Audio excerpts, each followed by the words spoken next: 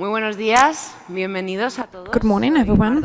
Welcome. My name is Marta del Amo. I am the editor-in-chief at MIT Technology Review in Spanish, which is a means specialized in technological innovation and its potential impact on society, economy, and business.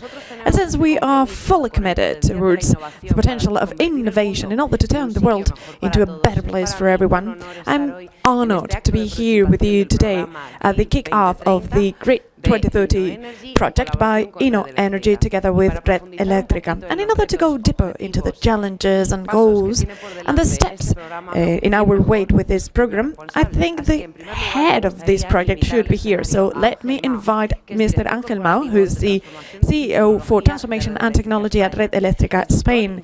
He's got a PhD in industrial management and also has a degree in industrial engineering, working with the company since 1990, where he's held several roles related to research and development of talent, and digital transformation at the group. Mr. Mau, welcome.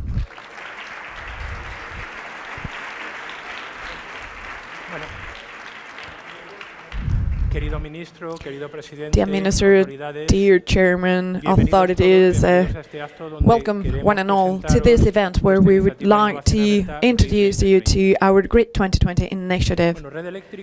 So Red Eléctrica, since it was founded decades ago, has always been committed towards innovation. Innovation has been in our nature and in our development as a company, and so we got where we are because of innovation. But why do we innovate? Nowadays, I would say that we innovate because we want to make possible something that might have seemed impossible, getting a decarbonized grid that is based in renewables. It might seem just a technicality, but it is a dream that can come true, and for it to come true, we need to think in a disruptive way. We do innovate, why not? Maybe to contribute to build a working environment that is safer, more efficient, and with zero accidents. We live in a high voltage sector, which is a dangerous sector, and a challenge for us at Red Eléctrica is to make sure that not just inside the company, but also with all the third parties we work with, we want them to work with zero work accidents, work-related accidents. We also try to make sure that we are right at what we do. We innovate in order to be more efficient, and so that we keep being so in the future. Without innovation, there is no future. We innovate in order to create value. We innovate to give value to our shareholders, other stake groups, and the society we work in. All in all, we innovate in order to lead all our sectors where we are present. And how do we so? How do we do it? Well, innovation, we understand it globally from a formal point of view. We work on innovation, and we'll see that in a minute, at the early stages for the innovative stage, all the way to the pilot projects or proof of concept, and up to the production and implementation of functional and good working solutions. I should like to share an example, our SACRE, which is a Renewables Control Center, an innovation from the early 2000s, thanks to which Spain has led the sector of renewable integration. We innovate through our in-house capacity because we promote innovation within the company. Actually, this week we have the award ceremony, the third edition, that is, for innovation awards, with amazing innovation solutions that will allow us to offer society and shareholders a better business model. But we would also like to innovate, and we'll see that here, by opening up to society. We live in a networking society, and as part of that, talent is scattered throughout the world. Our chairman always says that we have people who are very knowledgeable, but not all the knowledgeable people are with us at Red Eléctrica. We really need to get that knowledge from individual entrepreneurship, universities, entities, and even public companies. We are here today for the kickoff of the Grid2030 project. We mean to promote open innovation by finding innovative solutions, and yet disruptive solutions that will make it possible for us to achieve a grid management, actually, of what we do, which is power transportation and also management that will lead to a sustainable and renewable future. We will see innovations that we already started, and so what we will bring here today is just a couple of challenges related to places where we want to have outside talent. I don't want to dwell on it, because I think what's most important here is getting to know what's being done and the ulterior discussion. Thank you very much.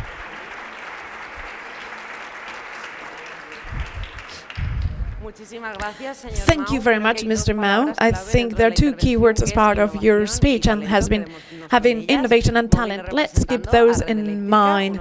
Representing Red Eléctrica, one of the pillars of the Grid 2030 is there. And for the second pillar, we have the head of InnoEnergy, Diego Pavia, electrical engineering, and he started with a startup, Knowledge Engineering, where he specialized in control systems and artificial intelligence ever since. Diego has had a long trajectory in international private companies such as Grupo SEMA and Atos.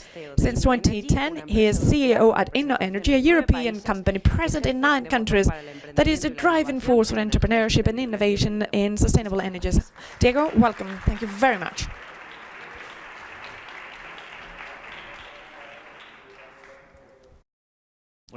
Good morning. It's going to be 7 minutes and 7 messages so that you understand where I'm headed. First of which would be who we are at InnoEnergy. There are many numbers up on the screen, but there's 2 things we do. As the anchor said, we identify innovations led by startups or challenges within large companies such as Red Eléctrica. We choose the most impactful ones and we invest on those with support, not just financial, but also regulatory, supply chain, and off-takers. Of 600 projects we've managed, 300 were stopped at some point throughout the trajectory, maybe because competition kinks is first or because of regulatory reasons, but all other 300 are products with a huge impact for sustainable energy. That's all the thing we do. Then we also identify talent, all these people in this room, or rather the people who will be in this room within 10 years. So people with a Bologna degree, and for 10 years we train them differently, not just for engineering, but also anthropology, because energy is also dependent on us as citizens taking up solutions, business models, innovation, entrepreneurship, for which we have 1,000 around the world that have been infected with the innovation virus within the companies they're working in. Why are we different? Well, for the last 7 years, we've built an ecosystem that works only for sustainable energy, where we find, as you see on the right side, universities, research centers, especially companies that get innovation and translate it into the market. We're present in every single European country, and we're just a tiny microsystem where all innovators meet and feel at home, whether they are small or large. The rules are the same for everyone. So we're in a position to say that we are the incubator, the expediter in the Western world. And that's why the partnership with Red Eléctrica was so important. Again, we are the largest accelerating hub in the Western country. As Angel said, we want to identify innovations which are not just technological innovations, but they will allow us to solve challenges and hindrances that we are actually unaware of as of now. And why is that? Because the regulatory framework, the Clean Energy European Package, defined by the European Union and the Parliament in 2016, it's a breakthrough for the game. So what's needed for the new regulation or the new standards regarding the business is still under management. Market design has not been approved yet. Energy and climate programs for every member state still needs to be provided by December this year. So the final picture we are unaware of. We need the innovation to get our way to those challenges. And as InnoEnergy, what we offer is a different methodology. Instead of saying where are we and where are we headed, it's just the other way around. It's based on aspirations. Where do I want to be? What's the challenge ahead of me? And I will solve that, which is a disruptive methodology. Both challenges. As I said before, we look into the future and we decide what to do in order to get there, and then we will define the way to follow instead of the methodology. Where am I? What can I do? Which would entail a limitation. But if we are based on expectations and aspirations, there's no constraints to that. Two challenges that have been chosen after the long list, and that is 63 innovative ideas that we've looked into. So what we have here, the short list, is two challenges or two goals that are very disruptive for a system. For example, the second one, where it's not the traditional system, a copper plate at a country, and then a usage that you can manage. Just in the future it will be chaos, but in the good sense of chaos, because we, all of us, with our EV, our PV panel, we will be generators, producers. Red Eléctrica and TSOs need to control that, so that when we push the button, or we switch the power on, it is on. What about the volume we've managed? And what's the golden pellet? Or bead, and you see this is juicy, isn't it? You see the funnel upstream, and as Angel said, that's an open system. It's not within Red Eléctrica that the ideas have been produced. Actually, it's been using the talent elsewhere and in other countries, other institutions and entities. But Angel said it's not talent with company A or B. It is with the ecosystem, and that's what is made possible by this program. Many companies, such as Red Eléctrica, are opening up because we all know that challenges now are systemic. It's not just for a pure vision within a company. And these are all the companies that have taken part so far. And we are so thrilled after what we've achieved for the last 2 years, and we hope these two challenges that I mentioned lead to technologies and systems that can be sold from Spain, implemented in Spain, but also in the rest of the world. So Red Eléctrica is once again the leader, as they were some 8 years ago. Thank you very much.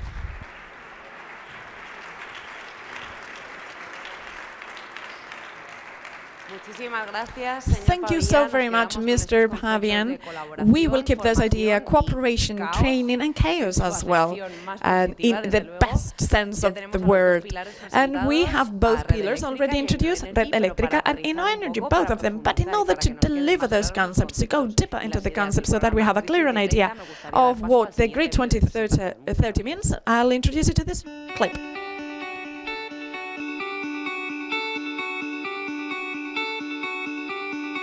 The Grid 2030 program is designed to be a multi-year research, development and innovation program with a strong collaborative approach. The idea is to study innovation from a technical perspective, but also from a socio-economical perspective that will have an impact in the mid to long term in the TSO business. It's the first time that we call for applicants in an open innovation program, and having to the same place many stakeholders and many actors and many investigators related with our environment of innovation is a key issue for developing the next year's system configuration. The initiative from Red Eléctrica is very positive to break the image of the TSOs as a very conservative monopoly. So I think it will be a very nice positioning of Red Eléctrica in the ecosystem, and it would be a very good example for the other TSO in Europe as well. There's always a big gap between the basic knowledge produced by the university, the technological centers, even the startups, and the real application. I think the great value of the Grid 2030 program is to locate those new ideas, new solutions, and help them to cross that bridge, to narrow the gap, in order for them to be available in the near future.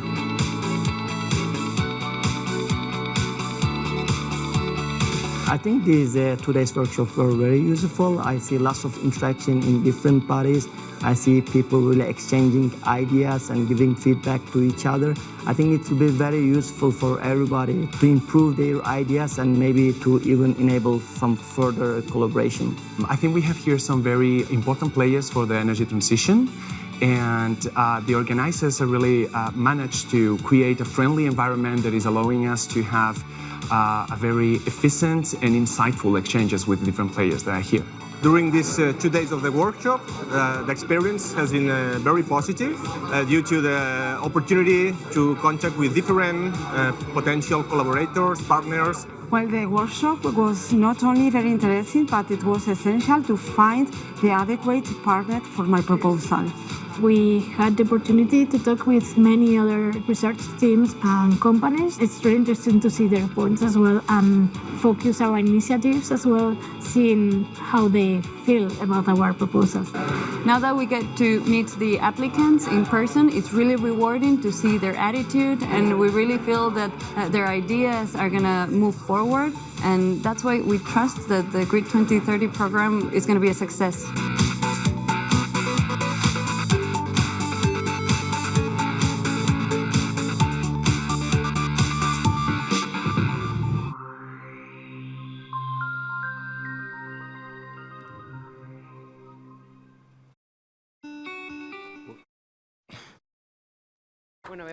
So, on that clip and through the presentations, we see some concepts that are recurring and we will finally be key. But let's get to the chase today. Let's get to know the project that has been shortlisted for this Grid 2030 program. First one is Flexible Smart Transformer. And for that, we have Andres Jombard, who has a PhD in industrial engineering, expert in smart networks, integration of renewables and power electronics since April 2016. He is CEO of the CERSE Foundation, from where he brings the project. Thank you very much. Be welcome.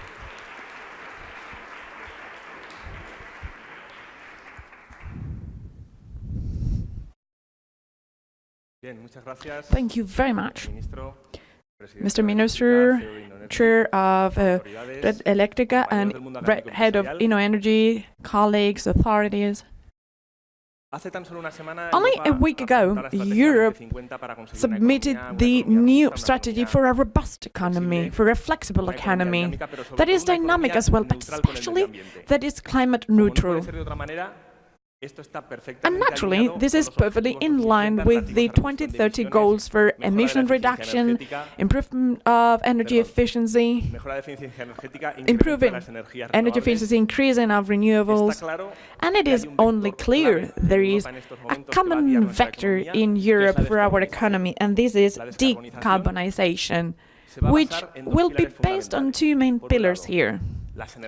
First, renewables, which are now coming into the grid and the power system, and the fact that there are some sectors that are using other kinds of energy now and will have to be electrified in the future, which in turn takes us to two more paradigms. At the grid, we will find distributed generation, we will find mixed networks for AC, CC, we will have bidirectional flow streams, which is quite a challenge for our grid. And that challenge, rather, will be overcome thanks to three main technologies. Digitization first, then power electronics, and then storage as well. Flexible Smart Transformer project is mainly based in power electronics. Before I introduce the project here, let me just summarize what CERSE Foundation is, which is a tech center that aims at having a more sustainable system, an FSEC, which is in Portugal for electromechanical systems, but rather than explaining both separately, I will introduce them together. Open innovation is what this means, bringing together a tech center, which main mission would be to bring science and knowledge closer to the business world, with all those companies on the other side that also have that vision, that they don't want to be stuck doing same as usual or stay in what used to be traditional. Let me give you an example. Not so many years ago, we used to have all these devices at home for several roles, phone calls, computer, camera. Nowadays, thanks to digital and power electronics, even if it's low grade, but it's still power electronics, the on one device, so any of those devices in our pockets, have more computing capacity than what my first computer had, and cost me quite some money. But it's quite a paradigm, isn't it? And based on that paradigm, what's the idea? Transformer. One of the key devices for the system, for the grid. It is almost ideal, 90+% efficiency, and it serves a purpose. But the new challenges ahead of us mean that we need an active response for bidirectional streams or network quality and balancing, and that's what we will get out of power electronics. And so, power electronics will be based on carbon and silicon systems, so higher frequency, higher temperatures. So we will be more flexible with a smaller size. But it's not just reducing or narrowing down the size of electronics, but also of the high frequency transformer. And then the solution, we're thinking of a solution that will be modular. So we are working on new isolation methods so that the system as a whole would be easily built and so cheaper. And that modularity will help us work with a module, whether running in a series or parallel, will solve most of the solutions ahead of us. So we will once again narrow down the production costs. And there's some more things. Isolation, sure, but then power electronics will have AC, and so we will connect every continuous application, removing stages, which is not just dematerializing, it's not just reducing costs, but it's also improving efficiency, because with every power transformation, I'm losing something. So this is what's basic, which is high-frequency transformer and power electronics. This is the basis definition of our project. Flexible smart transformer is the natural step towards the transformer of the future. So what about impacts? Dematerialization, cost, reducing saturations and improving stability, also better reliability of that read of the future through visual inspection, through scalability, through stage phase balancing and grid control, and also grid interconnection, reads that seem to be opposite in the past, such as AC or CC. But let me think, energy and Red Eléctrica, our consortium could not face these challenges but with anything but with this project. I like to encourage everyone, and let's hope that within 2 years we will run again with another success story. Thank you very much.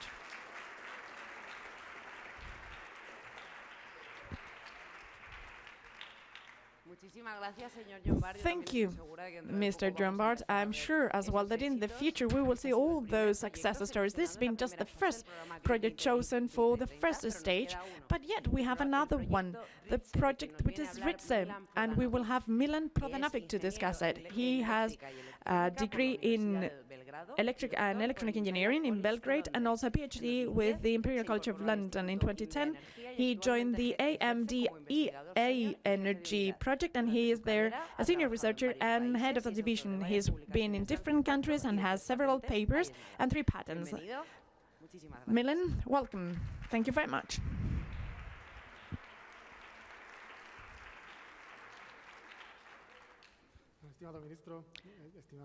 Dear Minister, Chairman of Red Eléctrica authorities, ladies and gentlemen, I'm so happy to be here after a hard process. I'm happy, as I say, to be here.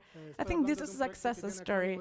This project is abbreviated as Grid2030. There is no more title to it because there is reduced inertia, change in stability enhancement, so quite complicated, right? But first of all, let me try and explain what the goal is. What was the challenge we had ahead of us? And why is a glass of water related to what we're discussing here? We can use this analogy, which is a water supply system, or the power supply system, a bit more understandable for most people. This glass would be the electric system. system, the power system. And there you see several things. You see the glass is a new glass, right? Our grid as well is new, it's working, it's great. But we also see that it is full, right?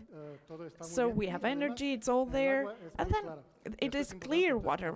This is important. Water quality, supply quality is important. And this is what we have nowadays in Spain and most countries in Europe. But for us, in our case, we would like to discuss challenges for the future. What are the expected changes for the future and how will we tackle them?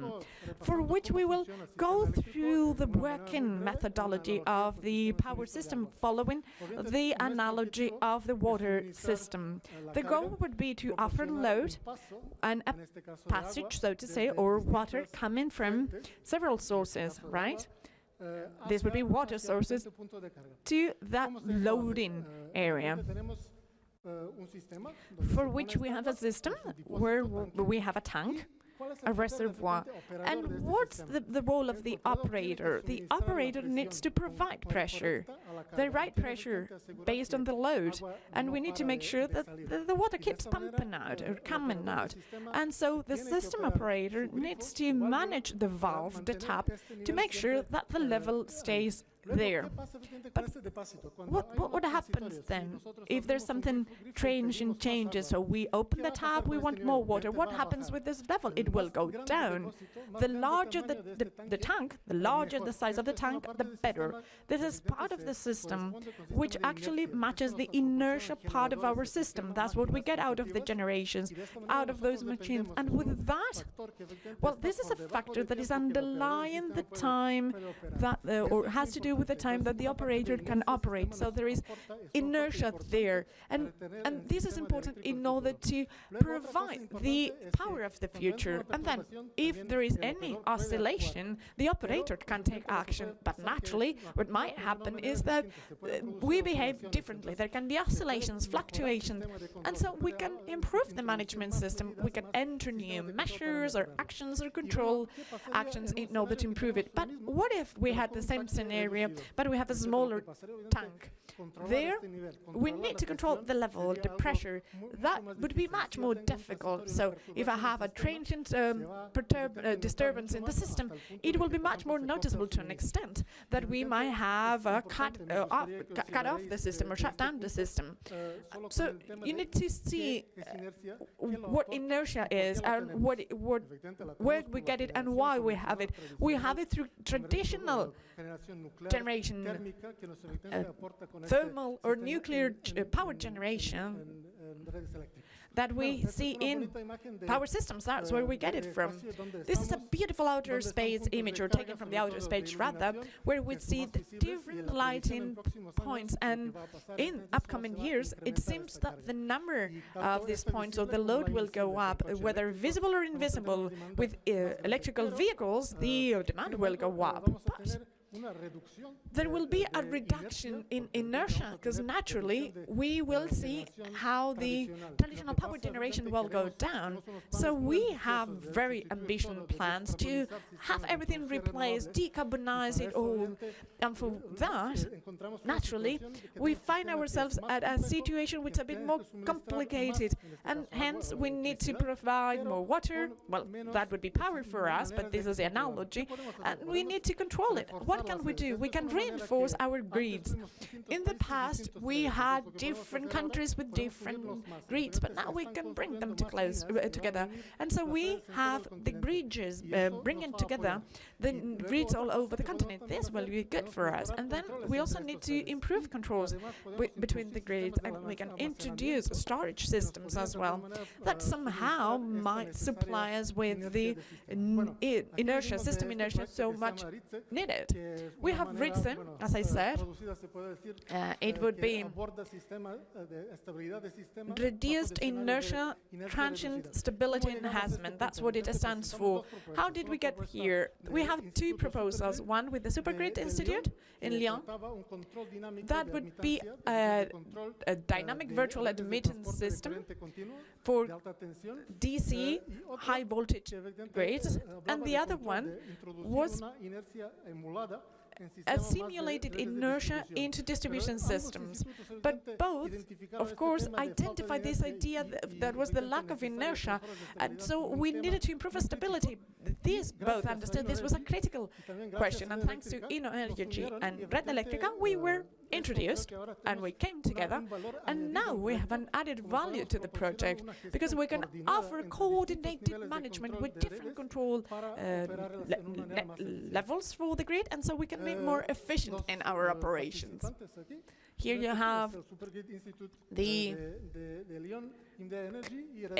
entities that participated, Supergrid, IMDEA and Red Eléctrica, and we have other stakeholders that are interested in the results of this project that are well-known manufacturers and energy-related companies. Let me just summarize what this concept is. This is what the RITSA project is all about. We have DVAC right in the middle, the dynamic virtual admittance, which is a DC link between two areas that could add stability on both sides. And then within each area, we have the battery concept, which is a battery grid interface for improved transient stability. And the added value here is that if it's all well coordinated, we can actually control and manage and make sure that there is proper stable supply in the long term. This is a project, right? This is the way we are. This is the project definition. We will look into different cases and we will actually define technical requirements. We will have proofs of concepts in different settings, lab settings, and we will develop every technical tool plus technical and economic tools in order to take this product to the market. And as of the results, what we hope is, well, to have three different kinds of results. Increasing stability within the areas. Second one, another control to improve that inertia emulation, which is battery, and then coordination of both controls. In order to take this thing to the market, in order to implement it, that is, we have a few steps defined for the near future, which is prototyping in the lab, for example, to test the system, the concept which is new. Then we would also have storage, where we would hope to have a pilot project in a real grid to see how this contributes inertia, and then of course embedding it into control centers. That would be the final step for us. What about the impact of the whole project? Well, it's quite wide. Naturally, first operators as TSOs, that would be Red Eléctrica, for example, but there are other, such as TSOs, which are very much dependent on system stability. Then manufacturers and integrators of high voltage devices and storage as well. And then the grid or the power systems and companies as a whole. This has been the end of my presentation. Thank you very much for your attention. Thank you.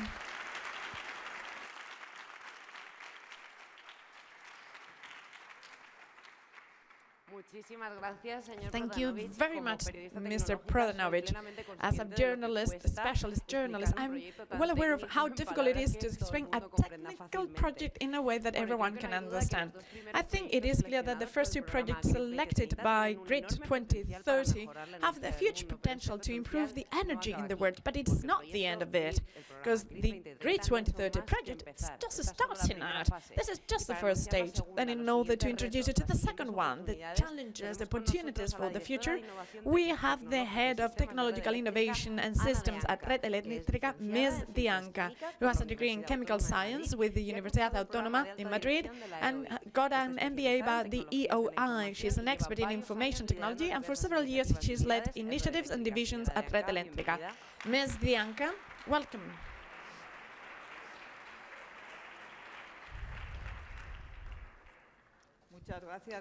Thank you very much, Martha. Good morning, Mr. Chairman, Mr. Minister. Since the two projects shortlisted have been introduced, let's start with the challenges for the second call with the Grid 2030 program. Challenge 3, well, what we want with this is improving knowledge about the physical status of our transmission grid and its dynamic behavior.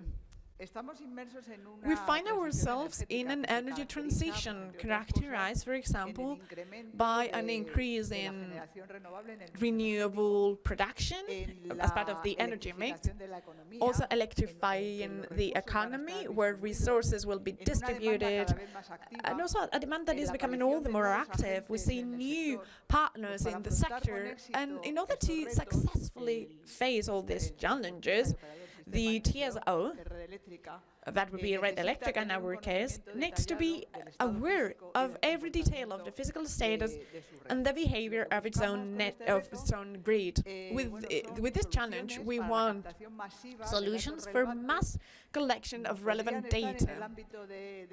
We can find, for example, solutions that are based on IoT that will help in the decision-making regarding maintenance of the transmission grid or system operation and monitoring, control, or even the introduction of a greater level of automation. As with any other call, this is an open goal. Still, without giving you a detailed list, let me somehow put forward some examples that could be the basis of future proposals. First of all, what we want is to have the development of tools or sensors to collect relevant data, but always considering what the sensors are for. These sensors will need an autonomous power supply. They'll have to be installed massively in the whole network, which is already working, rather the grid that is working, and voltage lines. So there will be some restrictions for the deployment. And finally, the data transmission needs to be secured. There's this other example that could be the development of algorithms which might estimate data that are not directly measurable, but that can be calculated based on other data collected. And then finally, there is this other example, for example, an advanced design for SDNs that will help us manage and secure telecommunications networks or ICT networks. For challenge number 4, what we're after is services, solutions for the TSO that will be based on emerging digital technologies that will enable a transition towards a new energy model that will be cleaner, more efficient, and at least as reliable as the one we have now. Probably the new power sector will be defined, as we've said before, by an increase in the percentage of renewables in the energy mix, as well as an electrification of society and the economy, where power mobility will play a significant role. We would have end users that will be more and more demanding. We'll see a series of new agents or partners and stakeholders. And as part of it, the TSO needs innovative ideas in order to keep a power system that is safe, reliable, and at least as reliable as it is today. In that regard, what we want is new services or solutions that can be used by the TSO in order to expedite and lead the energy transition because of its impact on the power sector or society as a whole, without forgetting that it still needs to keep a reliable and safe and secure system, always ensuring the certainty of a supply. Same as before, let me give you a series of examples for you to see or understand what we are looking for with this new call. Well, first,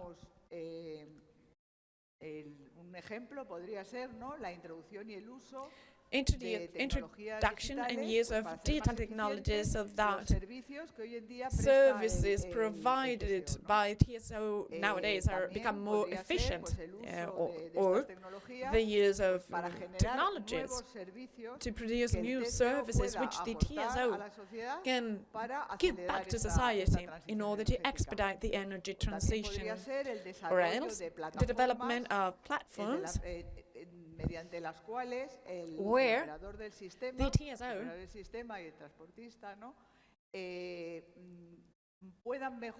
can improve the service where the supply is guaranteed or ensured through a larger control of users and new channels with society, that is end users or other power companies. This is just a summary of both challenges, and I'll move on to the details of our next call. First, kick-off or challenge definition. That's what we're doing now. I guess that from now onwards, the challenges are out there already. Participants can submit their proposals all the way up to February. Then March, we will look into the proposals and we will long list those we find interesting, and that's where in April and May we'll have 2 working sessions where the long-listed participants will have a chance to introduce and produce together with Red Eléctrica and Energy their own proposals.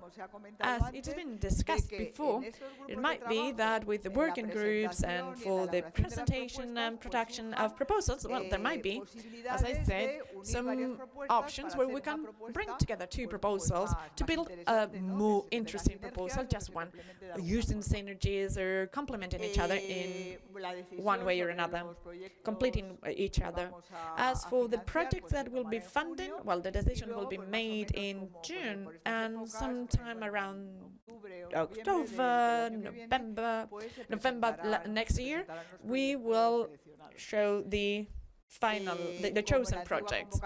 Same as with the previous call, the maximum duration of the project is set at 2 years, and the endowment, the money would be €1 million for both. So all details, well, you can check on the website Red Eléctrica, that is being shown with the slides, every slide. That's been all for me. Thank you very much.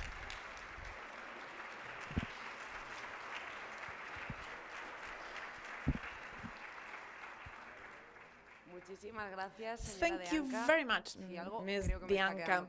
I think there's something clear now. I don't know about you, but for me, as we speak, the energy sector, the power sector is undergoing transformation. Not so long ago, we would have a water mill or steam train, steam-powered machine, but now we are talking about IoT or wireless loading and so many innovations that will change the world as we know it now and the daily life of our people. But don't be naive. There are so many challenges ahead of us. And in order to discuss all those challenges, how we will tackle them, the potential of research and development to solve them all, I'd like to move on to the last part of today's session, which we are discussion, where we will discuss all these topics and the opportunities for PPPs and research and development might help us get a power transition where energy becomes an economic driver. And for that, we have nothing less than the Minister for Science, Innovation and Universities, Mr. Pedro Duque, and the Chairman of Red Eléctrica España, Mr. Jordi Sevilla. Welcome.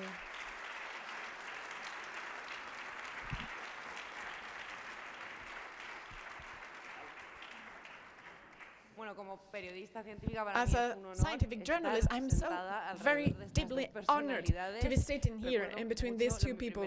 I remember the first time I visited Red Eléctrica as I was at my master's degree and wonderful control center, and also Pedro's recognition when he became an astronaut. So I feel like a little girl surrounded by Santa and others. I'll try to refrain myself. And let's move on to the discussion. I have a question, shared question for both to see the different approaches here. Mr. Duque, in Spain, in Europe, do you think that climate change is become a real priority, a real concern? I think so. I think it's been proven that the political action now is being very much articulated around this challenge, that is achieving or decarbonizing the economy as a way to guarantee environmental protection in Europe.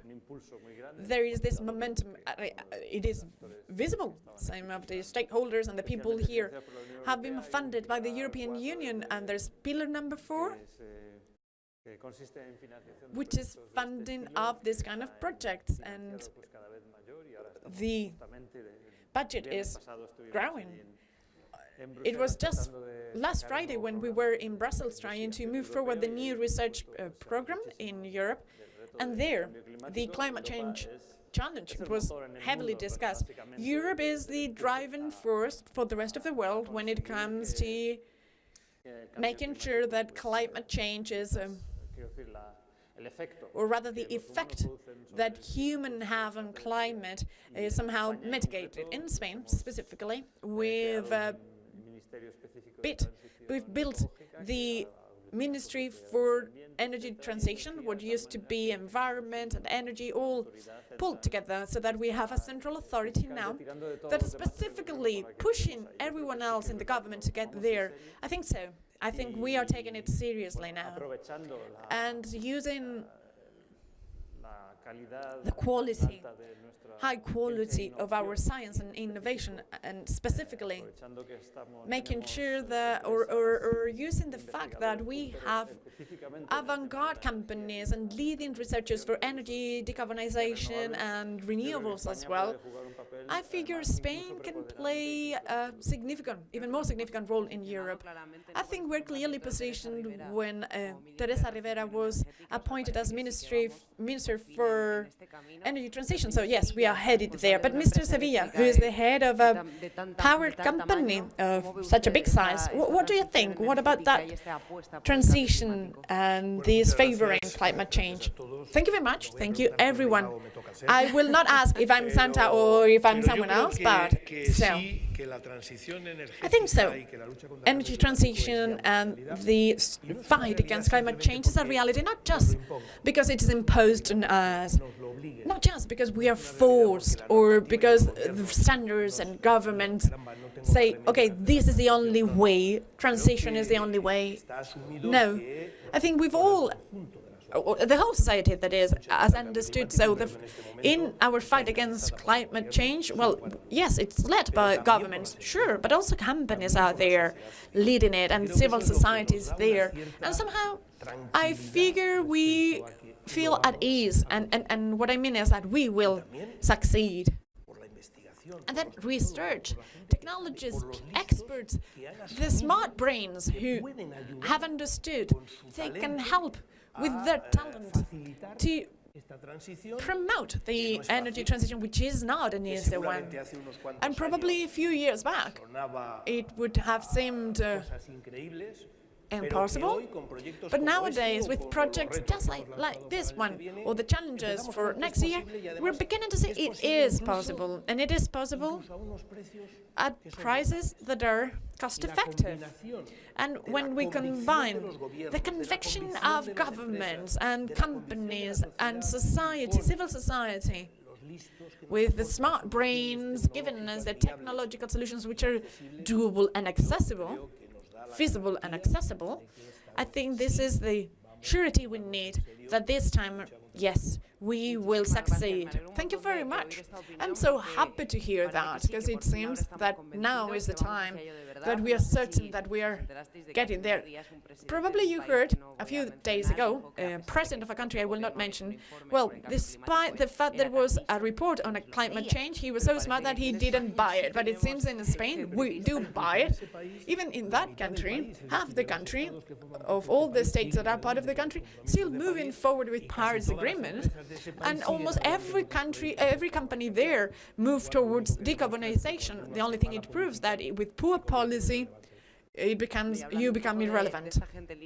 And those are smart brains mentioned by Mr. Sevilla. Mr. Minister, what do you think are the main research, development and innovation activities related to energy transition, and where is Spain leading?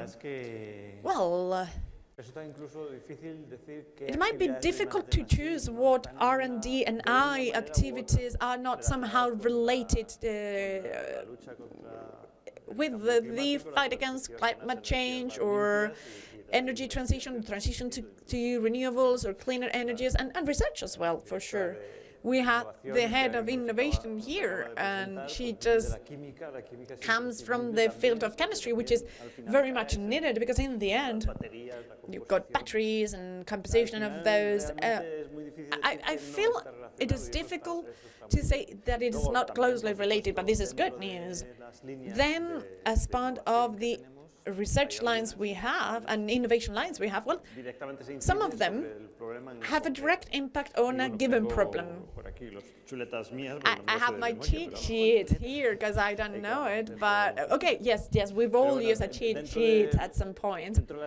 But as part of the strategies Spain has, and there will be a new one for 2021, where we will have a greater impact on all these topics. But as we said before, Spain is leading the field, the sector, as with many other sectors. And for research, development and innovation and science and European development, well, there's a list of topics where Spain is the main recipient for Europe subsidies. Is not first or second. We are top on the list, and this is smart cities, for example, energy efficiency, innovation and waste management. Number one, water management. Where is water better managed than here, best managed than here? Also, circular economy, innovation, infrastructures, agriculture, and sustainable forestry. This is the list I brought with me. So these are the specific data where Spain is leading the way. So Spain is leading some sectors, that's good. So it's not just a well-positioned country, but it's leading. Mr. Seville, energy transition and the fight against climate change, all these policies and new rules set by Europe or international agreements, what impact does it have on Red Eléctrica, which is a power company? Well, it is key. I say energy transition will not be possible without Red Eléctrica. But Red Eléctrica will not promote energy transition without a true in-house transformation. And we've seen so here, and all of you in this room know it's not the same to operate a power system with manageable sources or with unmanageable sources, or with a supply or demand behavior which is one way or the other. It is different. But you cannot transmit energy as we used to some 30, 40 years ago. Cannot think, well, today we have 40,000 kilometers so covering our grid. Cannot begin to think that the transition where the new generation centers will be located elsewhere and where we will have our demand elsewhere. Well, some 40,000 more kilometers and it's solved. No, that's not it. Using the current grid, with the current grid, we need to have more megawatts transmitted, for which we need technology, for which we need innovation, for which we need the projects we've seen here that have an impact on inertia. I'm an economist, sorry about that, no one's perfect, but as usual, not being an engineer means that I need to explain things so everyone can understand what I mean. So engineers can afford the luxury of not being understood, but if done by an economist, we are handicapped. Inertia, I don't really know what it is, even though you try to explain it nicely, but I know it's basic, I know it is fundamental, and that's where we need to focus. And then on the other hand, I think that we need to have smarter grids than we have today, which, by the way, are pretty smart as they are, but they need to move forward. This is an operation where, well, and we've seen this here, Red Eléctrica is favoring it, and it'll keep betting on it. We need to be up to it, but we cannot do it by ourselves on our own. That is not doable. We need the whole community for the thought, for the intelligence, for the innovation. Everyone who wants to be involved jointly in such a relevant project as energy transition. We need the companies. Companies need to be seen not as competitors, but as an ally for most of these projects. We need to produce and make sure there is a critical mass for talent. And that's in line with that where we find this project, as well as others that we hope we will surprise you with in the upcoming months. Thank you very much, Mr. Sevilla. I really like that this is not as if the fridge is not working, you throw it away and buy another one. We have an energy system which is a powerful one in Spain, so it's not about throwing it away and rebuilding it, but it's about renewing it through the new initiatives. And I really liked that, looking for a PPP with private companies. In that regard, I would like to go back to you, Mr. Mr. Minister, because you are well known because you were an astronaut, but maybe not so much because you created several tech-based companies, which are private companies that Mr. Sevilla does refer to, and that are so very much needed. What are the challenges you encountered when starting those companies? So whoever is willing to go there is advised in a way. Well, for 5 years, I was part of a process. It's not, well, I was not an investor, but I was to lead technology-based company to what an extent that when it left, there was a series of clients, and so we had a stable structure. Actually, everywhere and anywhere, this is very difficult. And in Europe, yes, we are all trying to narrow down the difficulties. But in Europe, usually problem is the starting stage for funding. It is difficult to find funders who are willing to risk it. Those investors that have the risk appetite, so that they are open to participating in new companies and the startups with a new idea, knowing that they do not all succeed. In Spain, when it comes to investing, the idea is bet on the safe horse or go for the safe bet. This is different in other places such as states in the US or regions such as China, but this is different, though, I have to say so. But the main problem that you come across is funding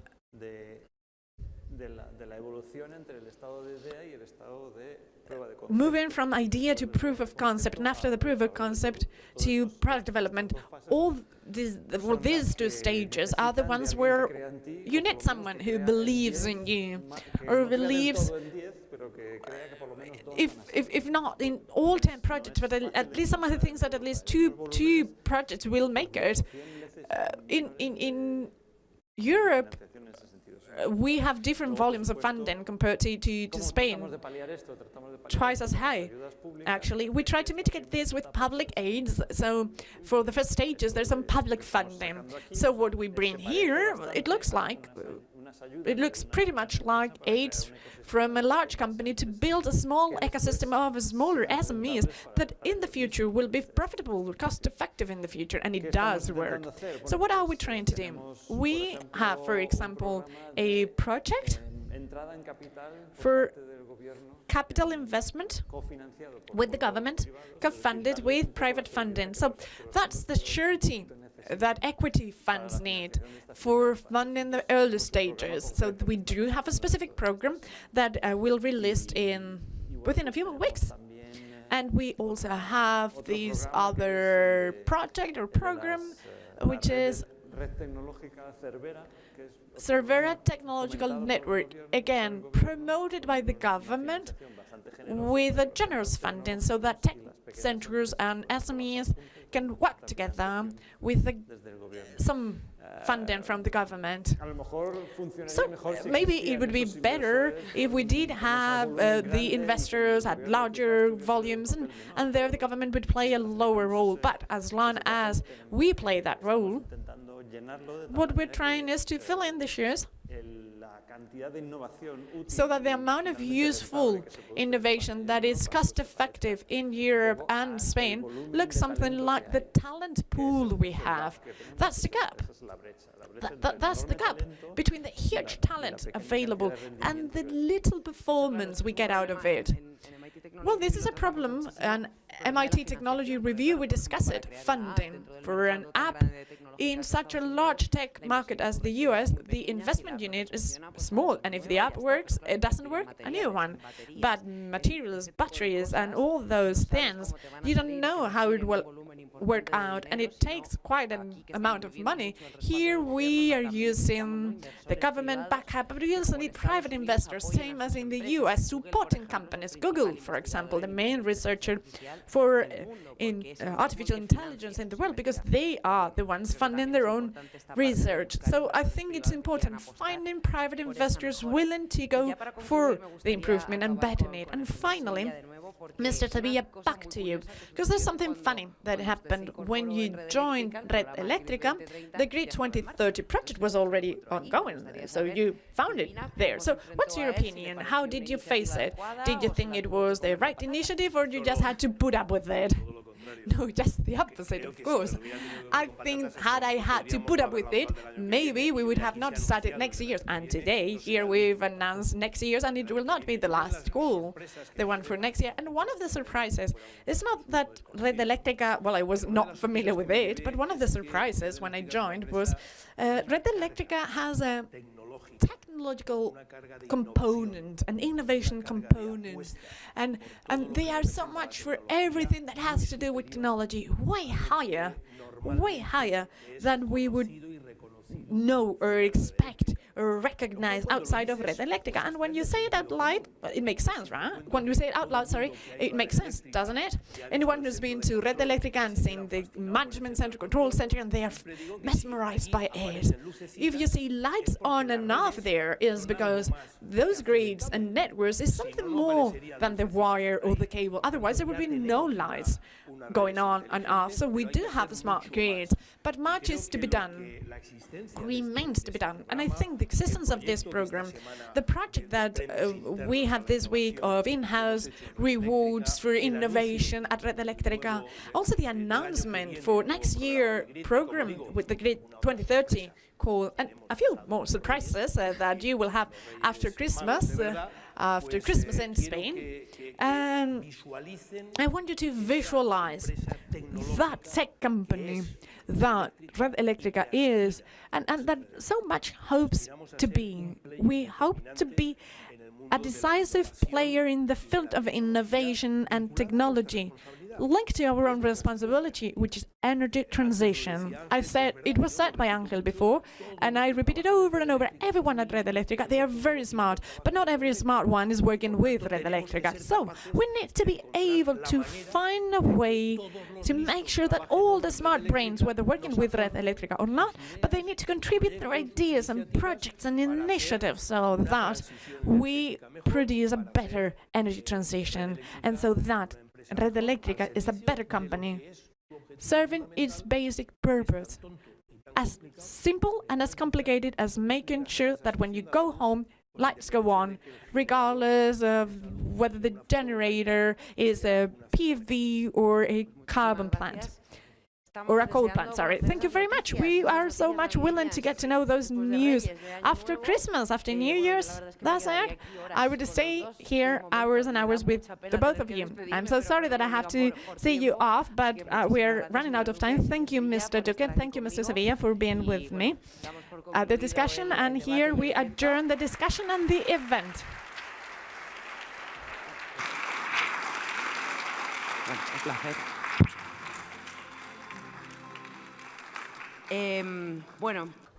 So, this meeting, to me...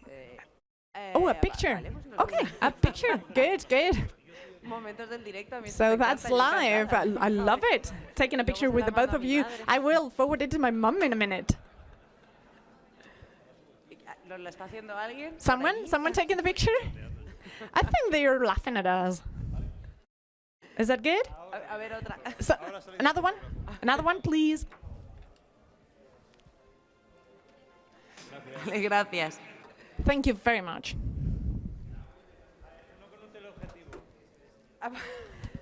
Another one with a bigger lens. So let's have all the speakers up here and let's take the family picture.